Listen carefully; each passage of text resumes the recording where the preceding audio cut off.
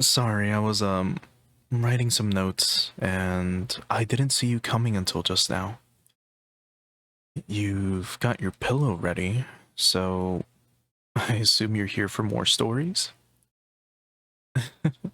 All right, calm down. This one might be a bit shorter than the others, but I was researching Enki and Enlil, two Sumerian figures. So, Enki was this god of water, wisdom, and creation, and he came from the primordial deep known as Apsu, or also called Apsu. I know they sound the same, but one is with a P, so Apsu, and the other one is with a B, so Absu. They're pretty interchangeable, at least nowadays. But in the past, I believe they used the one with the P primarily. But anyway, that just means that he came from like super ancient waters.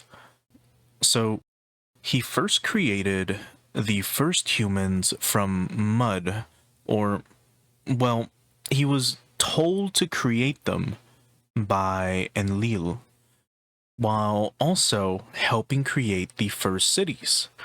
He was a protector of sorts by assisting the first humans from, the wrath that would be brought upon by Enlil. He also developed cuneiform, which is their writing style, to, record knowledge and laws and the like, while also giving them agricultural techniques for farming. Now, one of the first cities that he helped humans build was called Eridu, and using water-based engineering, they didn't have things like aqueducts and the like, but instead, they had simple canals, like these channels that would divert floodwater from the Euphrates and the Tigris rivers to irrigate the fields around Eridu. Stuff like aqueducts, which, are those bridges that they use to carry water, would come much, much later. So instead of fishing for stuff, they would mainly grow their food. They still ate fish, but that was more of a secondary food source. They would stick to growing grains and barley, wheat, that stuff. Enki also created the first freshwater systems, so things like rivers and lakes, in order to sustain humanity after the world was made. He also healed the earth after Enlil destroys humanity by restoring land and water sources. He also guided humans through these natural disasters, such as droughts or floods, usually by controlling the water. Enlil, on the other hand, was a god of wind and storms, as well as order. He later became the ruler of the heavens being the sky. But around the time that we're focusing on right now, Enki, as a matter of fact, overthrew the original god of the heavens, Anu, who was Enlil's brother. But we won't focus too much on that today, mainly because information on ancient Sumerian tablets is a bit limited, even in our age today. But just know that, Enlil is the god of the wind and stuff, and Enki currently rules the heavens. But anyway, Enlil imposed the first human civilization through punishment. So he would use his authority to control them with things like floods and droughts. while demanding that they would obey his rigid laws of order.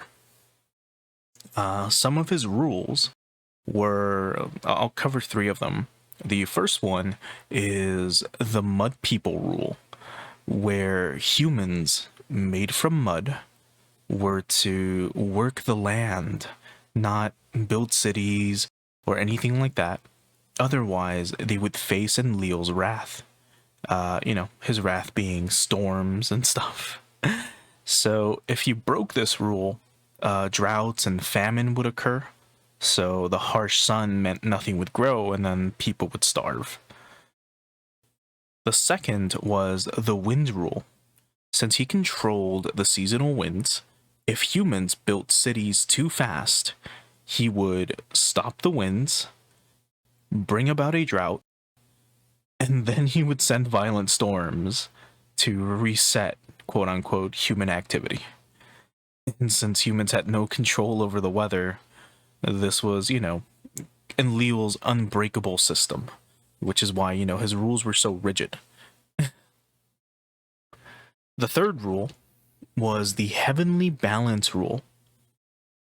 And this one's pretty scary. But Enlil wanted the heavens to stay in place and not drift away. Meaning that if humans disrupted this by doing stuff like building towers that were too high, he would, well, you guessed it, cause earthquakes. Did you guess floods?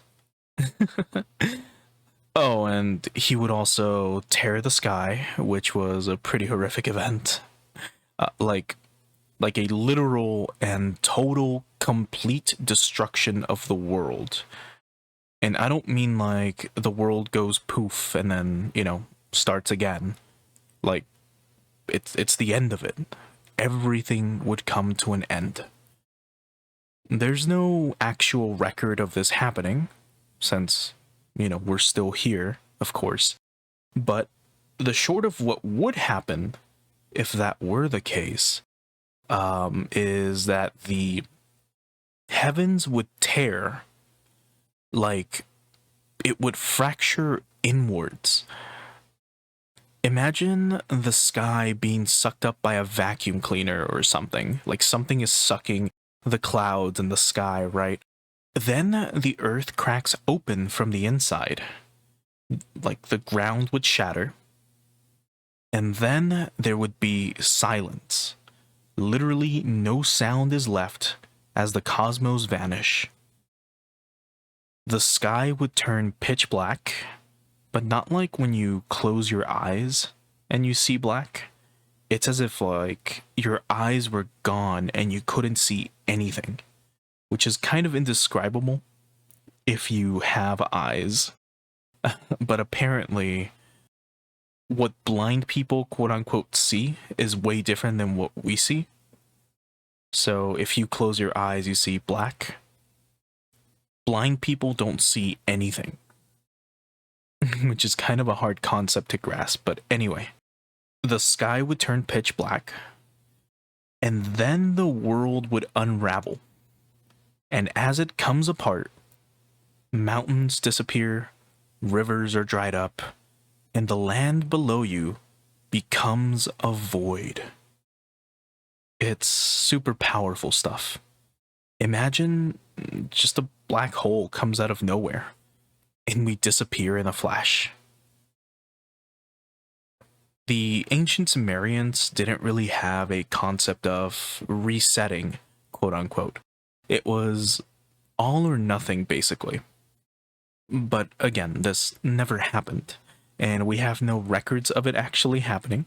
It was more of a what if, aka don't disturb the heavens or everything ceases to be. So Enki was this force of quote-unquote chaos, while Enlil was a force of, well, quote-unquote law. And without Enki and his chaos, humanity would not evolve as people, like we would not change. Enlil's rigid laws would corrupt humanity, causing them to become disobedient, greedy, and incapable of sustaining life. So, So, because of how humanity had gotten, Enki sends a flood, but not just any flood. He sends the Apsu, the literal primordial waters, to flood everything. He didn't just send rain, he sent the ancient waters, and all of humanity dies.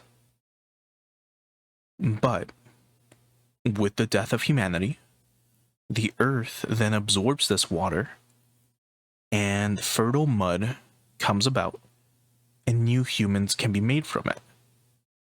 So, this destruction was not sent to be a destructive force per se, but it was so it could rebirth humanity through destruction. It wasn't there to end everything, it was so, we could have a rebirth.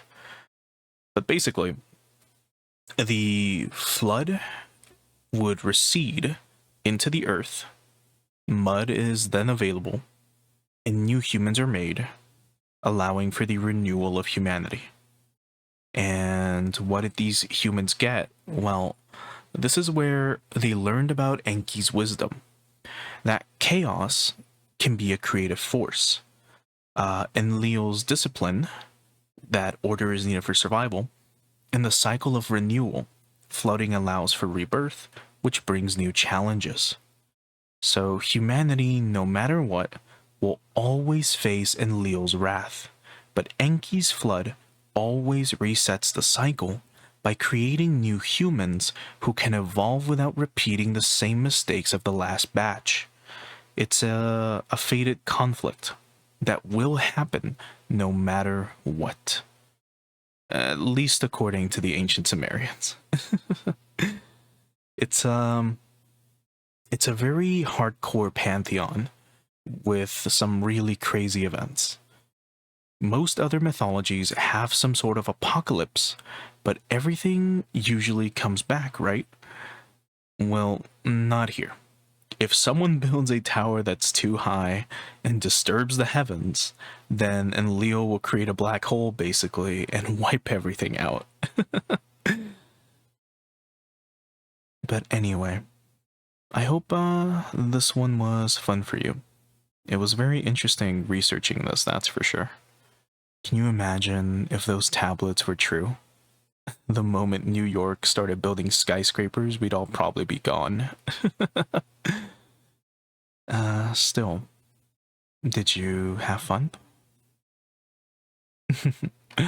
Good. I'll keep researching other cool topics for next time, and hopefully you'll join me once again. Until then, my little pupil.